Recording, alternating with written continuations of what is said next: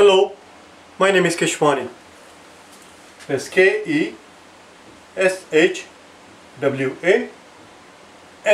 Keshwani. We are here because we want to prepare for the GRE. We have been solving GRE math questions out of this book here, the official guide to the GRE, the revised general test. If you do not own this book already, purchase one immediately. You're going to need it. The problem that we are about to solve is the one that you will find on page number 244. And today is our lesson number 141. Let's take a look at it. Page 244, problem number 6. 6E to be precise.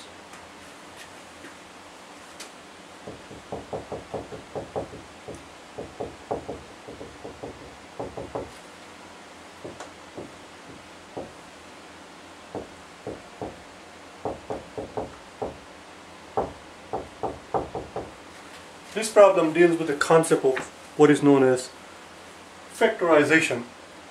And if you need some more practice, if you have not watched this previous video on the subject that I've taped on the subject of factorization, I've listed them again here.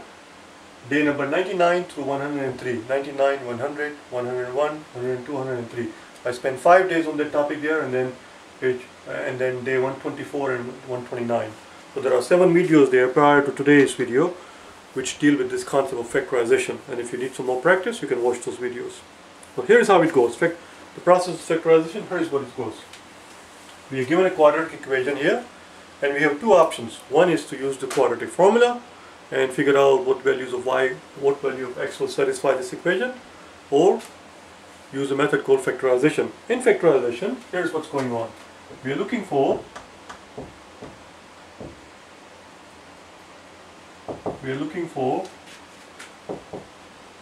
two numbers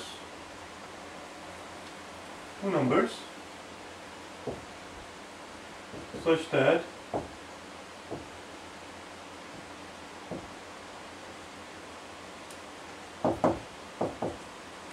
when we multiply them, we are looking for two numbers such that when we multiply them, we get a product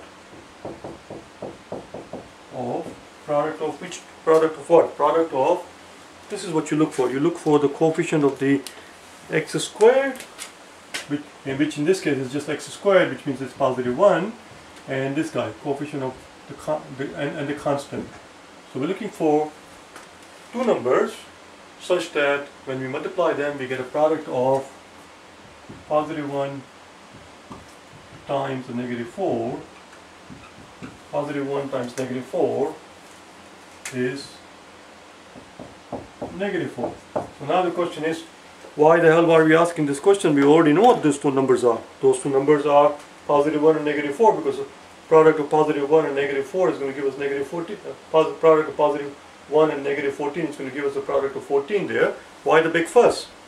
Because there is a second condition we have to fulfill, and the second condition is that, and they have to have a product of negative 14, and they must add up to the middle coefficient, which in this case is positive 5. Which is why the positive 1 and a negative 14 would not work, or for that matter negative 1 and positive 14 would not work, because here positive 1 and negative 14, when we add them up we get a sum of negative 13. We're looking for a positive 5, so we have to think of two new numbers. Can you think of them? Can you think of those two new numbers? We're looking for a product of negative 14. Product of negative 14, right here. Where can I put it? Negative 14. Well, since 1 and 14 is not working out, how about 2 and 7? 2 times 7 is 14, of course. 2 times 7 is 14, but we need a negative 14. We need a negative 14. So how about positive 2 and negative 7? Positive 2 times negative 7. Positive 2 times negative 7 does indeed give us a product of negative 14. But what happens when we add them up? Positive 2 and a negative 7 positive 2 and a negative 7 add up to negative 5. That's no good. We don't want negative 5, we want positive 5. The coefficient of middle guy is positive 5. That's not going to do that. We need a positive 5 there, which means this positive sign here must belong to the bigger number. Let's fix it. Positive sign has to belong to the bigger number so that we get a sum of positive 5. So let's make this 7 into a positive 7. This negative 7 into positive 7. And let's make this 2 into a negative 2. So negative 2 and a positive 7, it still gives us the negative 14 that we need. But negative 2 and a positive 7, negative 2 and a positive 7 gives us a positive 5, which is what we're looking for. We're looking for positive 5. So those are our two factors, negative 2 and positive 7. So this is how we break it up.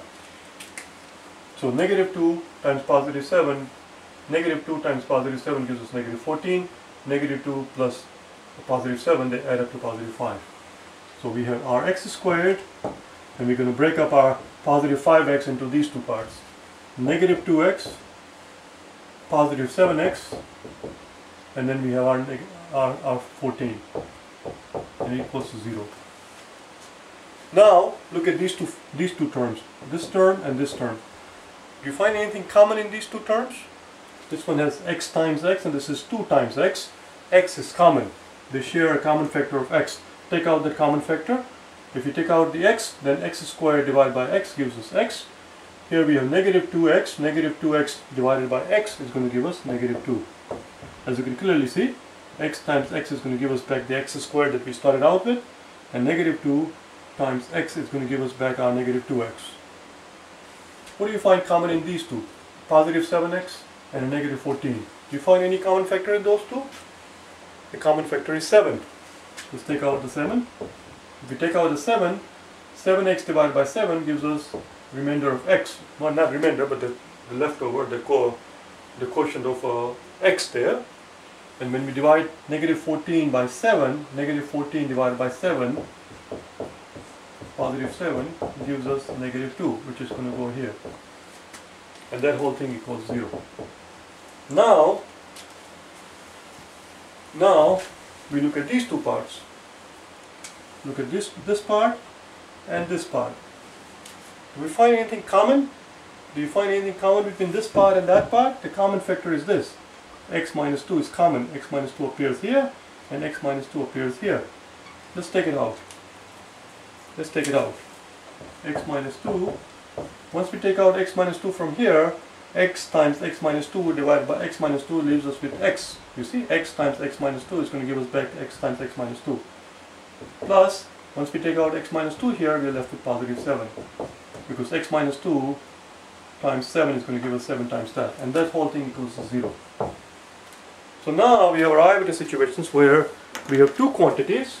I need the room, so I need to raise the top part here. Now we're done with it, or we can continue here. So now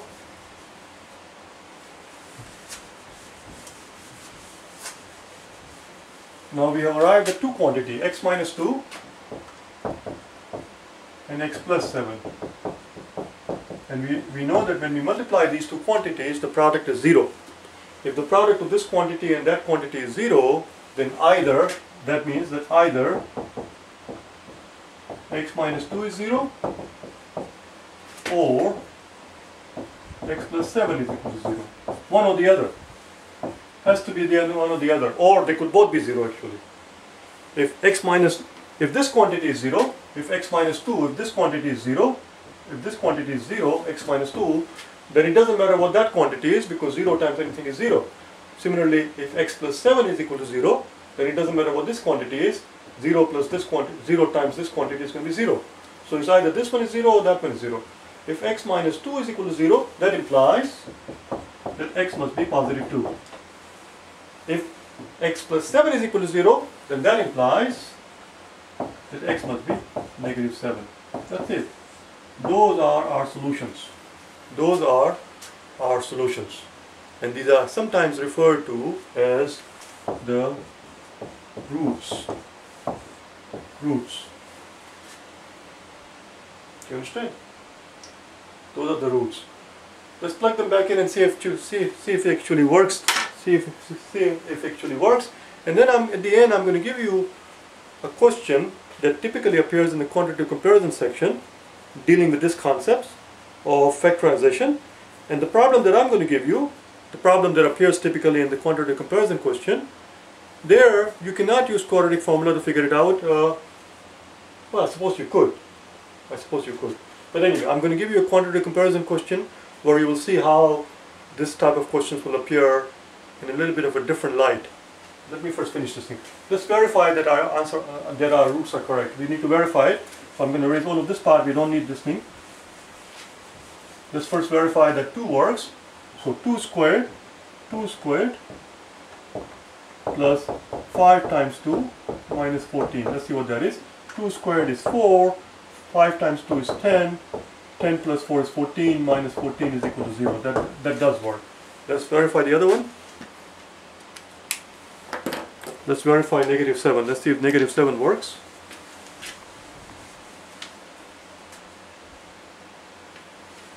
Negative 7 squared.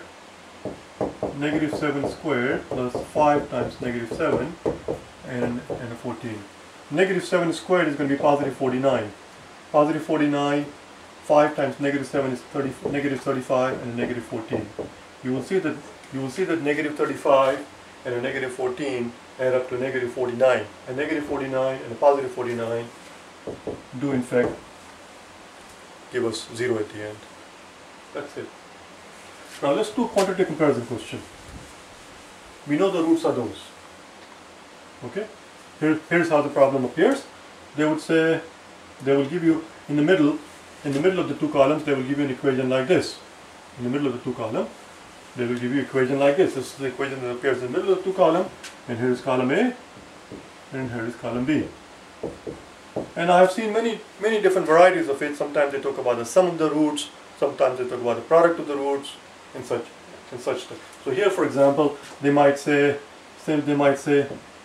sum of the roots versus, let's say, 0. Very straightforward quantitative comparison question. The only way you can answer this question is to first find the roots, and you found out that the roots were positive 2 and a negative 7. These are the roots, these are the solutions to this equation. What is the sum of the roots? The sum of positive 2 and a negative 7 is negative 5. So which one is bigger, negative 5 or 0? Of course the answer is B. Or they can talk about the product of the roots. Product of the roots. In which case, product of the roots here would be negative 14. Negative 14 versus 0 again, the answer is B.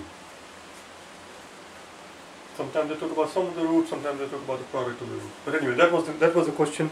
We're done with it. The answer is negative 7 and a positive 2. That's how we do it. Tomorrow we'll do the next question, problem number E, which also is a quadratic equation, and we'll tackle that one next. Alright? I'll see you tomorrow. Bye now.